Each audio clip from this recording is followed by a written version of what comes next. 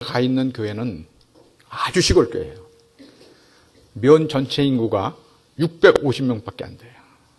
도시에 있는 아파트 한 동 인구도 안 되는 그러한 조그만 교회입니다. 우리 교인들은 70세 이상이 20명이에요. 제일 나이 많으신 분이 90세. 돌아가시기 시작하면은 계속 돌아가실 분만 계세요. 30대 한 분, 40대 한 분, 50대 4명, 그 다음에 60대 7명, 이 정도 있고 나머지가 전부 70대 이상입니다. 지금 우리 교인들이요, 온누리교회 성도님들 사랑을 힘입어서 신앙생활 잘하고 있습니다.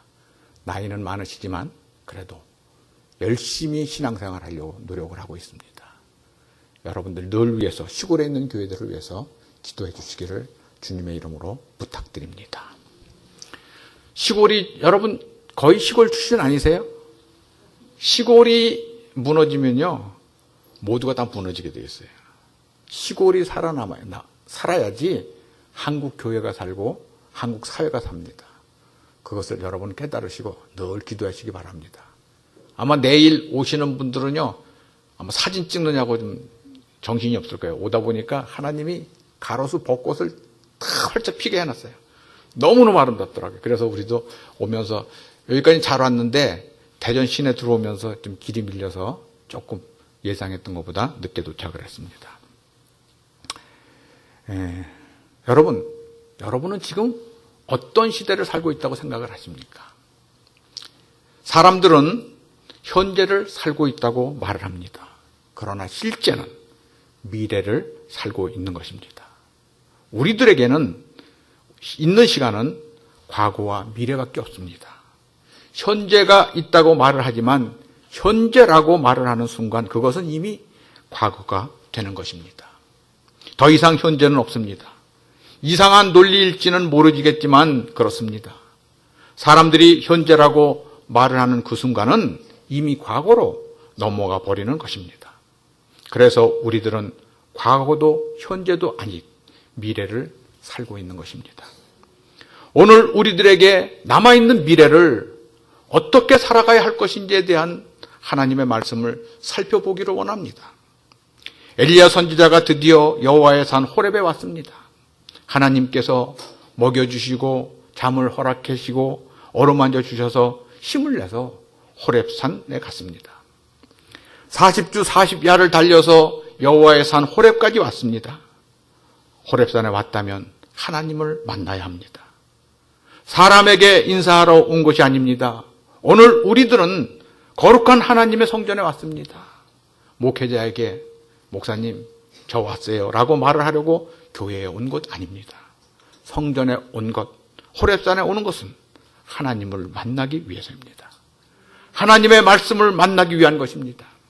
그러므로 우리들은 오늘 호렙산에 머물면서 몇 가지를 배워야 합니다.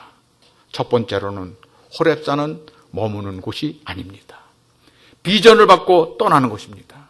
우리 한 목사님이 늘 강조한 것, 온누리교회에서 여러분들이 훈련받고 그 훈련 받은 것을 지역에 있는 교인들을, 어려운 사람들을 나와서 도와주라고 말씀하셨습니다. 저희들도 그 한 목사님의 그 음성에 도전을 받고 미국이라는 동네 가서 1년 동안을 미국 교회를 섬겼습니다. 미국 교회가, 우리가 간 교회가 이 목회자하고 관계가 안 좋은 교회예요. 자기 목회자하고 싸움을 했어요. 그래서 굉장히 어려운 교회였어요. 갔는데 1년 6개월이 되었는데 이 교인들이 마음을 안 열어. 그래서 뭔 교인들이 이런 교인이 있을까? 근데 6개월 지나고 나니까요, 우리 집에 와서 얘기를 하는데 그런 관계였어요. 목회자하고 싸우는 관계. 사랑하는 여러분, 우리 온누리교회는 그런 분들이 없어요. 절대 목회자하고 싸매지 마세요. 목회자가 여러분들 마음에 안 들 수 있어요. 그러나 하나님 앞에 기도하세요. 하나님이 세우신 종이기 때문에 하나님이 목회자를 깨우치십니다. 여러분, 교회는 비전 받고 떠나는 곳입니다. 온누리교회가 바로 지금 그 사역을 잘 감당하고 있습니다. 열왕기상 19장 9절 말씀을 제가 개역개정판으로 읽겠습니다. 엘리야가 그곳 굴에 들어가 거기서 머물더니 여호와의 말씀이 그에게 임하여 이르시되 엘리야야 내가 어찌하여 여기 있느냐. 엘리야 선지자가 하나님의 산 호렙에 와서 굴에 머물러 있을 때 하나님이 말씀을 하십니다. 이 말은 무슨 의미입니까? 하나님은 우리들을 지금 이 자리에 머물러 있게 하시지를 않으십니다.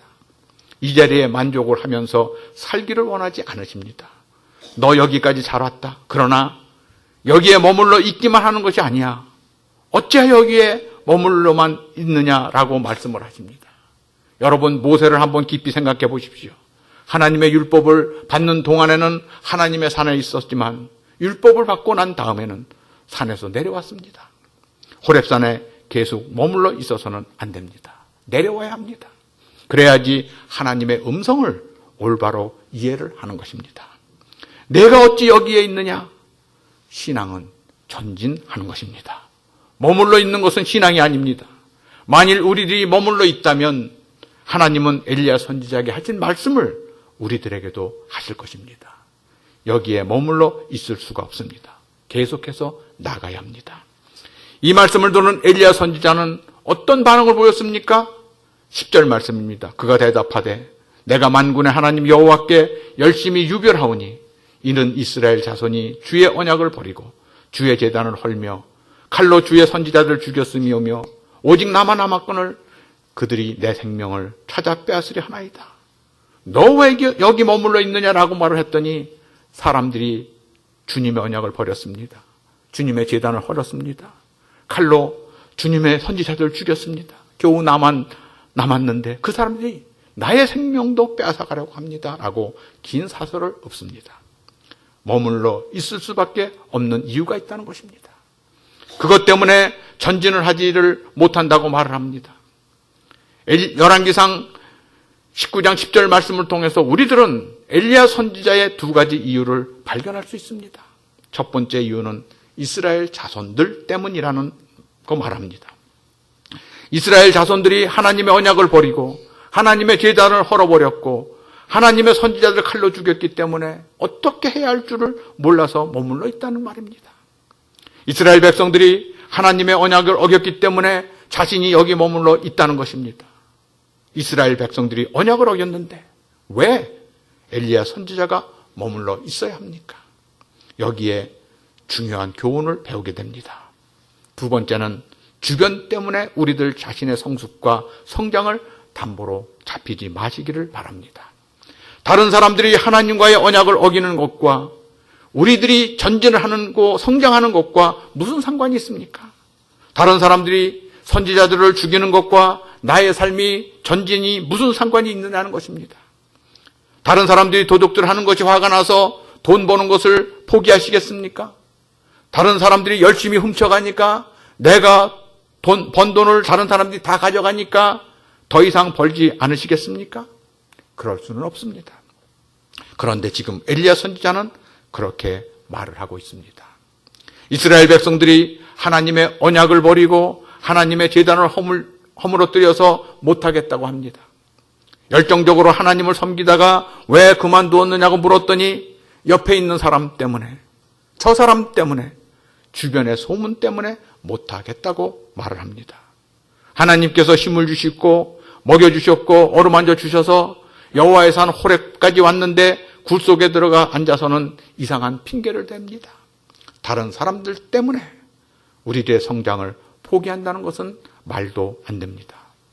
다른 사람들의 그 어떠한 행동도 우리들 자신들의 성장의 포기 이유가 될 수가 없습니다. 주변의 소문 때문에 자신의 성장과 성숙을 담보로 잡히지 마시기를 주님의 이름으로 축원합니다. 세 번째는 이유를 위한 이유를 핑계거리로 삼으면 성숙은 찾아오지를 않습니다. 엘리야 선지자가 여호와의 산 호렙에 머물러 있는 두 번째 이유는 자기 생명이 위협을 받기 때문에 지금 머물러 있다는 것입니다. 이것도 이유를 달기 위한 이유입니다. 사업을 하면 언제나 경쟁업체들이 생길 수밖에 없습니다. 주변에 동종업종들이 마구 생겨날 수밖에 없습니다. 그 사람들이 동종사업체의 고사적 작전으로 거대한 반액 세일을 할 수도 있습니다. 그러나 그것 때문에 기분이 나빠서 폐업을 할 수 없습니다. 지금 엘리야 선지자는 생명의 위협을 받으니까 하나님의 일을 못하겠다고 말을 하며 숨어버렸습니다. 다른 사람들 때문에 우리들의 성장과 전진을 포기할 수가 없습니다. 다른 사람들이 어떻게 하니까 나는 여기서 머물러야겠다고 하는 것은 사리에 맞지 않는 말입니다. 다른 사람들이 뭐라고 말을 해도 하나님은 우리들 자신들에게만 물으십니다. 우리들 자신들이 왜 여기에 머물러 있는지를 듣고 싶어 하십니다. 그런데 우리들은 자꾸 다른 사람들 이야기를 합니다. 왜 우리들이 중단하고 있는지에 대해 우리들이 고민을 하기를 원하는데 우리들은 다른 사람들 이야기만 하는 것입니다. 다른 사람들이 나의 삶을 망치려고 하기 때문에 머무를 수밖에 없다고 말을 하는 것입니다. 옛말에 길가에 집 못 짓는다라는 말이 있습니다. 길가에 집을 지을 땅이 있어도 사람들이 오다 가다 자기 집 이야기를 다 들을까 봐서 집을 못 짓는 것입니다. 이유가 너무나 많습니다. 사람들은 너무나 많은 이유를 대면서 살아가고 있습니다. 이것 때문에 못하고 저것 때문에 못하고 그것 때문에 포기를 한다는 것입니다. 뉴욕의 브로드웨이에 가면 유명한 배우나 연극인들이 모여 살고 있는 곳이 브로드웨이입니다. 화려한 곳입니다. 그러나 화려한 외형과는 너무 달리 무대 뒤에는 비평 노이로제 환자들이 매우 많습니다. 음악이나 연극 공연 첫날에는 작곡가는 물론이고 연출가 심지어는 말단 연기자들까지도 비평가들의 비평에 모든 신경을 곤두세웁니다. 모두가 비평가들의 비위를 맞추려고 애를 씁니다. 그런데 문제는 비평에 너무 신경을 곤두세우다 보면 엄청나게 형편없는 연기나 연출로 탈바꿈을 해버리는 경우가 많다는 것입니다. 특별히 막 시작을 한 신진 작가일수록 열심히 만든 역작임에도 불구하고 비평가들의 붓끝에 의해서 KO가 되어 버린다는 것입니다. 그래서 거기에는 이러한 이야기가 있습니다. 비평가의 붓끝에서 살아남지 못하면 대성할 수 없다. 비평은 얼마든지 있을 수 있습니다. 아무리 잘해도 비평은 존재합니다. 하나님을 섬기는 일은 단순하지가 않습니다. 주변에서 이상한 이야기도 있을 수 있습니다. 받아들여야 할 정당한 비평도 있지만 엉뚱한 소문들도 너무나 많습니다. 그렇다고 그것 때문에 포기를 하시겠습니까? 그것 때문에 굴 속에 머물러 살고 계시겠습니까? 동종업종이 옆에서 사업을 하고 있다고 해서 문을 닫으시겠습니까? 대부분의 사람들은 외적인 상황에 대해서 과잉으로 반응을 합니다. 네 번째는 과잉 반응을 조절하는 것이 위기 해결의 비결입니다. 동물들은 조급증을 느낀다는 것은 위험이 다가온다는 신호입니다. 사람들도 위험이 닥치면 마음이 떨려옵니다. 그래서 조급증은 언제나 불안과 경계심을 동반을 합니다. 그런데 이러한 반응은 참으로 소중합니다. 그것이 위기 대처 반응이기 때문에 적절한 대비책을 강구를 할 수 있기 때문입니다.